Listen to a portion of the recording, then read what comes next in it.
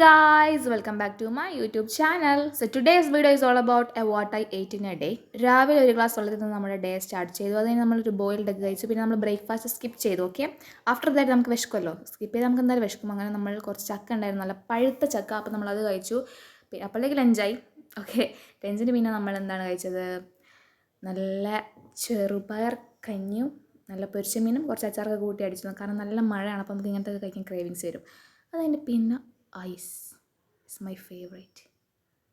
As an ice addict ഞാൻ കണ്ടുപിടിച്ചൊരു ice മോൾഡാണിത്. ഇതെന്ന് വെച്ചിട്ടുണ്ടെങ്കിൽ നമുക്ക് ഇങ്ങനെ കടിച്ചു തിന്നാൻ പറ്റിയ ഷേപ്പിൽ നല്ല വൃത്തിക്കുള്ള ഒരു ഐസ് കിട്ടും. അപ്പം നല്ല സുഖം അത് തിന്നാൻ.